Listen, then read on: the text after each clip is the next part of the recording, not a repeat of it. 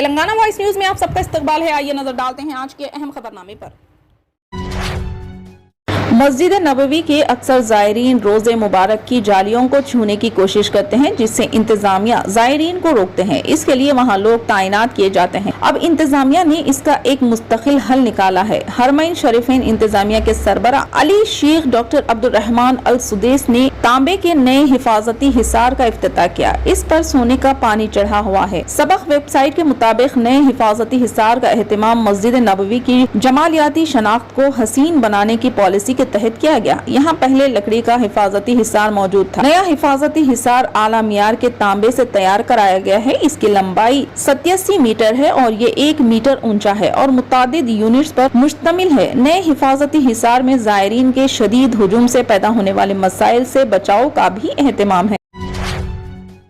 تلنگانہ کے جٹ چلہ بلدیہ کے وارڈ نمبر 19 میں کئی عرصے قبل تعمیر کردہ اردو گھر شادی خانہ طویل عرصے سے افتتاح کا منتظر ہے. جٹ چلہ کے سابق رکن اسمبلی و تلنگانہ کانگریس کے ریاستی نائب صدر ارا شیکھر نے جٹ چلہ کے کانگریس اقلیتی قائدین کے ہمراہ اردو گھر کا معائنہ کیا. بعد ازاں سابق رکن اسمبلی ارا شیکھر نے میڈیا نمائندوں سے بات کرتے ہوئے کہا کہ کانگریس کے دور اقتدار میں 50 لاکھ روپے کی لاگت سے اردو گھر شادی خانہ تعمیر کیا گیا تھا. اس وقت الیکشن کوڈ کی وجہ سے اس کا افتتاح نہیں ہو سکا. BRS پارٹی اقتدار میں آنے کے بعد ابھی تک جس کو عوام کے استعمالی میں نہیں لایا گیا تھا، مقامی رکن اسمبلی کو اردو گھر شادی خانے کا افتتاح کرنے کے لیے وقت نہیں ہے. انہوں نے الزام عائد کیا کہ BRS پارٹی مسلم اقلیتوں کے مسائل کو حل کرنے میں پوری طرح ناکام ہو چکی ہے، جس سے مسلم اقلیتوں میں ناراضگی پائی جا رہی ہے. انہوں نے ریاستی حکومت سے مطالبہ کیا کہ جلد از جلد اردو گھر کا افتتاح کرتے ہوئے اس کو غریب مسلمانوں کو استعمال میں لانے کا مطالبہ کیا، ورنہ حکومت کے خلاف بڑے پیمانے پر احتجاجی دھرنا دینے کا اعلان کیا.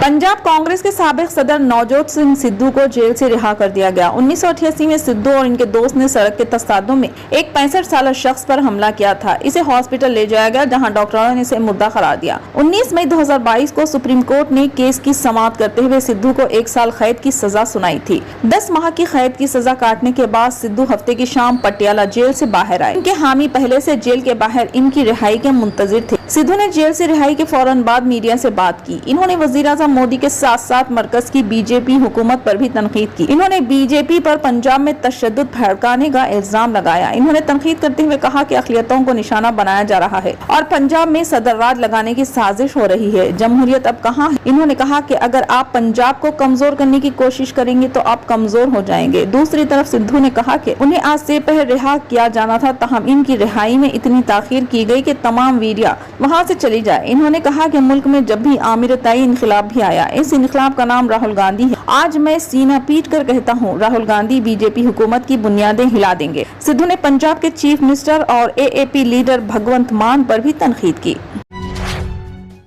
جماعت اسلام میں ہی نظیم تر حیدرآباد کی جانب سے معذور طلبہ و طالبات کے لیے سال 2006 میں آئیڈیٹل انفارمیشن سینٹر فار ڈس ایبلڈ قائم کیا گیا، جس کا مقصد قوت سماعت، قوت گویائی سے محروم بچوں کو دینی و اسری تعلیم سے ہم آہنگ کرنا اور انہیں بھی سماج میں برابر کا مقام دلانا. یہ ادارہ ملت کے سے بچوں کو جو جسمانی اور ذہنی طور پر معذور ہے انہیں مختلف تربیت فراہم کر رہا ہے، جس میں کمپیوٹر اور دیگر فنی کورسز بھی شامل ہے. اس کے علاوہ ان بچوں کی ہر طرح سے کاؤنسلنگ اور تربیت کی جا رہی ہے. اس کے علاوہ دینی تعلیم و اخلاقی تعلیم کے ساتھ ساتھ قرآن مجید بھی ان کی زبان میں پڑھایا جاتا ہے. آج ایڈن گارڈن کی کوٹھی میں حیدرآباد میں ان طلبہ و طالبات کے لیے دعوت افطار کا اہتمام کیا گیا، جس میں جناب محمد عامر شکیل MLA بودھن نے مہمان خصوصی کی حیثیت سے شرکت کی.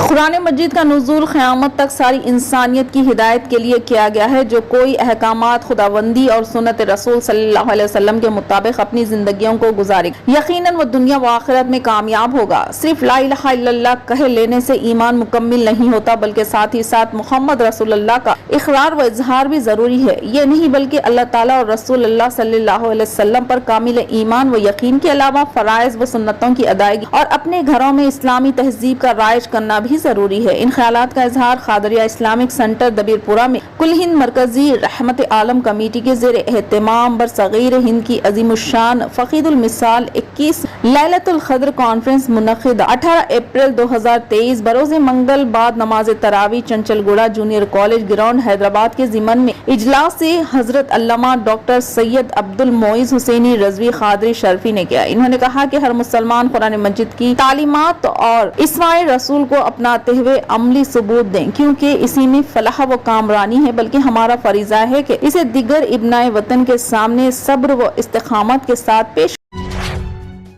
تلنگانہ کے محبوب نگر پولیس نے ایک شخص کو گرفتار کر لیا جس نے پوجا کے ذریعے چند نوٹوں کو کروڑوں روپے میں تبدیل کرنے اور تانبے کے لوٹے کو سونے میں بدلنے کا یقین دلاتے ہوئے معصوم افراد کے لاکھوں روپے لوٹ لیے۔ محبوب نگر ضلع ایس پی نرسیما نے میڈیا سے خطاب کرتے ہوئے کہا کہ ریاست آندھرا پردیش کے ضلع نندیال سے تعلق رکھنے والا رنگا سوامی نامی شخص نے کچھ آدمیوں کے ساتھ ٹولی بنا کر 500 اور 2000 کے نقلی نوٹ تیار کیا اور ان کے پاس موجود کیمیکل لگائے ہوئے لوٹے کو سونے کا بتاتے ہوئے اس لوٹے سے پوجا کرنے پر یہ نوٹ کروڑوں روپے میں تبدیل ہونے کا یقین دلاتے ہوئے لاکھوں روپے لوٹ لیے۔ ضلع محبوب نگر کے مرچل منڈل و کرتال منڈل سے تعلق رکھنے والے عوام کو راما سوامی گزشتہ 10 ماہ سے دھوکہ دے رہا تھا۔ ان چوروں کی ٹولی نے عوام سے 71,50,000 روپے وصول کیا اور ان پیسوں سے اپنے گاؤں میں 4 ایکڑ اراضی، قیمتی پلاٹس خریدی اور ایک متاثر کے پاس سے مہندرا گاڑی لے کر اپنے ذاتی ضروریات کے لیے استعمال کر رہا تھا۔ متاثرین کی شکایت پر جس کو آج پولیس نے منور ٹول گیٹ کے پاس ان کی ٹولی کو گرفتار کر لیا، جن کے پاس سے جعلی 500 اور 2000 کی نوٹ و قیمتی زمین کے کاغذات و 3 کاروں کو ضبط کر لیا۔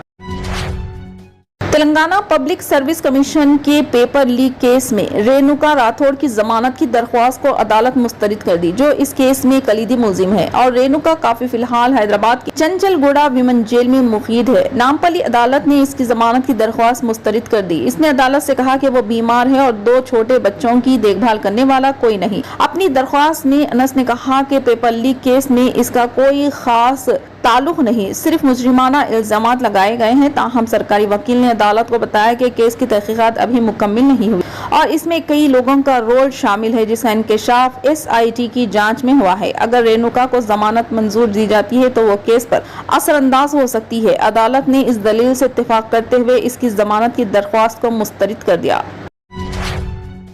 ممبئی پولیس نے سوشل میڈیا پر ایک ویڈیو وائرل ہونے کے بعد تحقیقات کا آغاز کر دیا، جس میں 3 نوجوانوں کو چلتی بائک پر خطرناک اسٹنٹ کرتے دیکھا جا سکتا ہے۔ ویڈیو میں ایک نوجوان کو 2 لڑکیوں کے ساتھ بائک اسٹنٹ کرتے ہوئے دیکھا جا سکتا ہے۔ ایک لڑکی بائک پر آگے اور دوسری پیچھے بیٹھی ہوئی ہے۔ تینوں کے خلاف مقدمہ درج کر لیا گیا ہے۔ پتھل فاؤنڈیشن، جس نے ٹویٹر پر ویڈیو شیئر کیا ہے، نے لکھا خطرناک اسٹنٹ جس میں 2 پلین سوار، ایک آگے اور دوسرا پیچھے، بغیر ہیلمٹ اور کچھ کر رہے ہیں۔ باندرا کرلا کمپلیکس پولیس نے ان تینوں کے خلاف IPC کی دفعہ 279 اور 336 زندگی کو خطرے میں ڈالنے کے ساتھ ساتھ موٹر وہیکل ایکٹ کے تحت مقدمہ درج کیا۔ ممبئی ٹریفک پولیس نے ٹویٹر پر لکھا کہ BKC پولیس اسٹیشن میں کیس درج کیا گیا ہے۔ ملزمین کی شناخت کا کام جاری ہے۔ پولیس نے شہریوں سے خواہش کی ہے کہ اگر کسی کے پاس اس ویڈیو میں موجود افراد کے بارے میں کوئی معلومات ہو تو وہ پولیس کو اطلاع دیں۔ حیدرآباد کے گوشہ محل اسمبلی حلقے سے نمائندگی کرنے والے رکن اسمبلی راجا سنگھ کے خلاف رام نومی شوبھا یاترا کے دوران اشتعال انگیز تقریر پر مقدمہ درج کر لیا گیا۔ اس نے شوبھا یاترا کے دوران بیگم بازار کے سدھی امبر بازار کی مسجد کے سامنے اشتعال انگیز تقریر کرتے ہوئے مختلف طبقات کے درمیان مخاصمت کو فروغ دینے کی کوشش کی تھی۔ راجا سنگھ نے حیدرآباد پولیس کی جانب سے PD ایکٹ کے تحت حراست میں لیے جانے پر پولیس کو نشانہ بنایا تھا۔ اس کے خلاف تعزیت ہند کی دفعات کے تحت معاملہ درج کر لیا گیا ہے۔